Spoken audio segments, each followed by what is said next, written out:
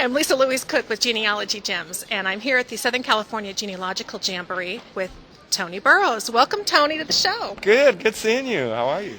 Great, doing great. I saw your name on the list, speakers list. I had to do my little run through before I got here, and I said, got to talk to Tony, got to see what you're up to. You're teaching a lot of classes, and I know you've got great books and things. So first of all, tell us what classes have they rigged you into doing here at the Jamboree? The first one I'm doing is called The Nature of Genealogy, and that deals with when you're an experienced person and you find a new ancestor, what do? How do you research that person, And so it talks about a strategy, rather than just jumping into stuff, okay? Then I'm doing one called Lights, Camera, Action.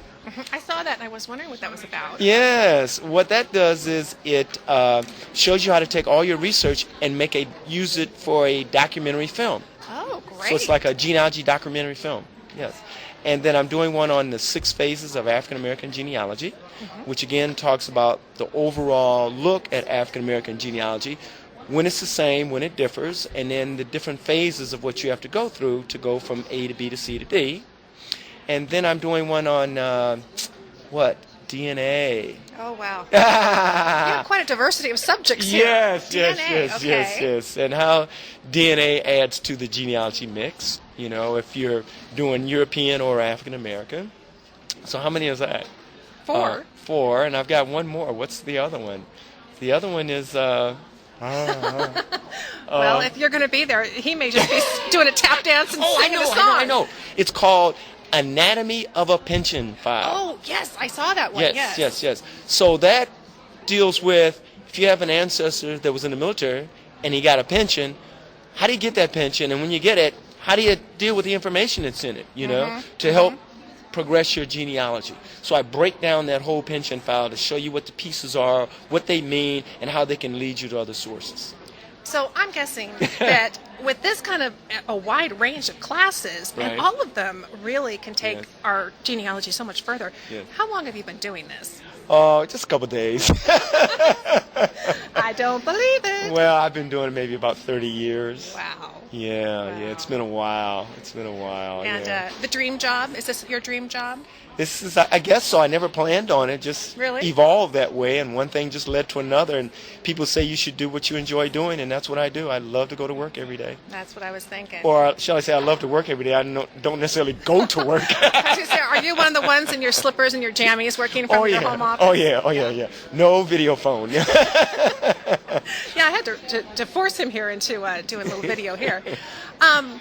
Well, I'm thinking about particularly, you just mentioned the class about if you're an experienced genealogist, you find an ancestor, and you must be watching me when I'm doing my research, because I just start jumping here and jumping there because you're so excited, right? Oh, absolutely. But you're talking about, let's be a little more organized and have a game plan. Yes. Tell us a little bit more about that. I'm really intrigued.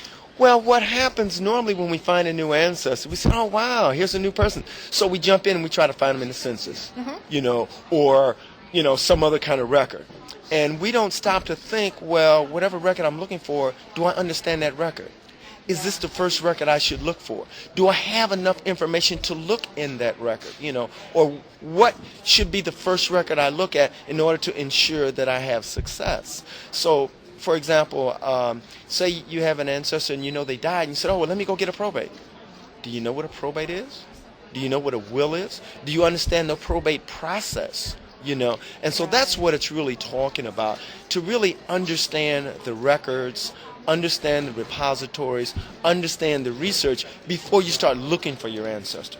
But we, like you said, we get so excited, we start looking for our ancestor, not even thinking about, is this the right thing I should be doing, Then we get frustrated, and don't understand why. Yeah, I was just interviewing Julie Miller, who's a certified genealogist, and she was saying that about alien records.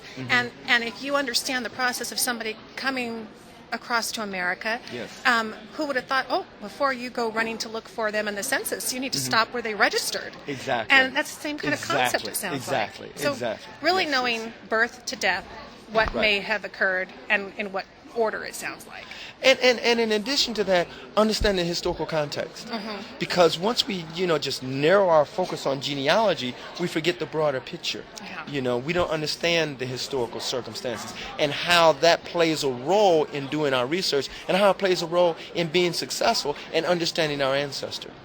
Now, speaking of historical context, you have your book, Black Roots, Yeah. and I would guess that there again, you have to really understand the lives of Black Americans, people who, the process that they went through, the kinds of records and how they may differ.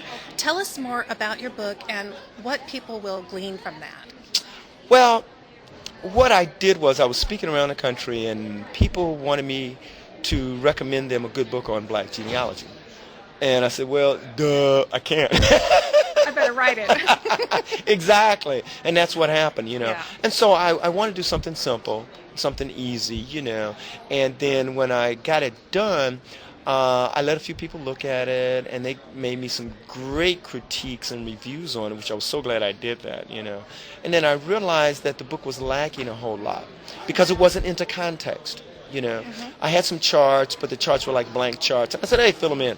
And someone said, well, duh, what do they look like when they get filled in, Yeah. So I said, well, maybe I should include my charts and fill in the blanks, And once I did that, this whole world just opened up, It's like the book really came alive. So it's like when you read the book, it's not only a how-to, but it's kind of like a visual showing you the process of genealogy develop and evolve. And I take you from A to B to C to D. And I looked at some other books, and I saw that a lot of people wanted to talk about soup to nuts, just kind of like everything. Here's your checklist. Right. But it was very shallow. It didn't really teach people how to do the research. So I said, what I'm going to do is I'm going to limit my scope, but I'm going to go into more depth and detail so people really understand what they're going through and how each part is made and how one step will lead you to another step. So I talk about sequencing in addition to just records, because you need to understand the records, but you need to understand the sequence. And if you don't understand the sequence, you get into things at the wrong time.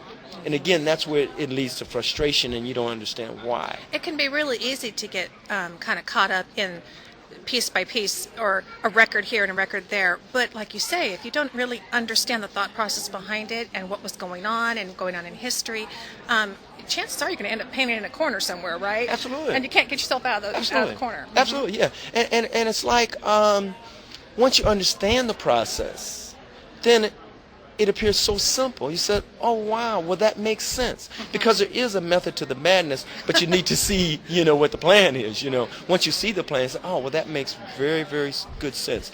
I was doing a workshop once, an all-day program, and in the afternoon, a lady was sitting in the front row. She started slapping her head. I just stopped her. I said, wait a minute, what are you doing? She said, I understand now. Why I've been so frustrated. I didn't understand you were supposed to do A, B, and C before you did D. But it makes so much logical sense. So that's kind of like what it's about, and so people get to learn a little bit about African American history and about the records and about the sequencing of records. And a lot of people said, well, this book is not about Black genealogy. Anybody can use this. And it really is, because it talks about the methodology. But unfortunately for African Americans, if it doesn't say that on the title or on the label, they're not going to think it's about them, because so many books don't cover Black genealogy. Right. So I said, well, I'll put that label on there so African Americans will realize this is their book, but anybody can use it. They can just substitute African American for Irish American or Polish American or whatever their ethnic group is. The logic, the common sense, all of that remains the same. Exactly. There must be there obviously are some unique situations and things that they'll have to keep in mind that you're going to be able to address specifically in the book, but overall the process is the same. Absolutely. Yeah. Well, the process is similar. It is Okay. It's similar. But there are some circumstances of which you're going to have to deviate and take that road another way, because again, we place our ancestors in historical context. Right. So for African Americans, it's one of discrimination, one of poverty, prejudice, and all those kinds of things. So understanding those kinds of things helps us with our research. For example, one just small example, America was built upon segregation. So some of the records are segregated. So you need to understand which records are integrated and which records are segregated. And when you realize that some are segregated, then where do you have to take that fork in the road off and look in another direction and look for some other different types of records. Fascinating. Now, I'm guessing that your work in Black genealogy and writing your book, did that lead to your getting involved with the Oprah Roots show and African American Lives? How did that all come about? I have no idea. Actually, it really kind of started before then. PBS, KBYU did a program called Ancestors about 10 years ago.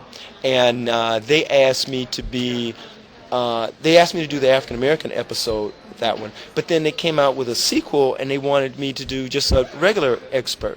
And so really from that, then a lot of the TV things kind of grew out from that. But that was really before my book had come out, you know. Oh, wow. So, yeah. They found you. I remember when Ancestors came out, it's a great series on just kind of the basic how-to, each piece of the process. And what is coming up in the future What's for Tony coming up in Burroughs? the future? Gosh, so many different things. I'm working on a ton of articles. In fact, I had a coach review my list of articles, and she says, gosh, you've really got to prioritize this because, you never have a chance for the rest of your life to finish writing all these. So I've got a ton of articles I'm working on. There's several books that I'm working on. There's some multimedia projects that I'm working on. There's some web technology stuff I'm working on. So I'm working on a lot of different things in a lot of different areas. You're very interested. Yeah. Well, speaking of web projects, tell us where we can find your website. It's not really difficult. www.tonyburroughs.com. We can do that. You can do that. Okay, good. So I have a list of my speaking engagements. I've got a couple how-to tips, and I got some biographic information. But I'm getting ready to take that to a whole new level. Add a lot of multimedia stuff on there. Fantastic. But they can keep coming back periodically. And they can find your books there as well. I mean, I see you've got Black Roots and also finding your family history in the attic. Yes. That's a video I did with 123 Genealogy. Yes. And it talks about, it's actually a video, and I go through someone's house, and I make all kinds of genealogical discoveries inside their house. Will you come over to my house? I would love to. That would be fantastic. Look, you got to visit Tony's website, tonyburroughs.com. Tony, thank you so much. Considering your busy speaking schedule, we're very fortunate to have you here on the show. Nice to meet you. It was a real pleasure. Thank you very much.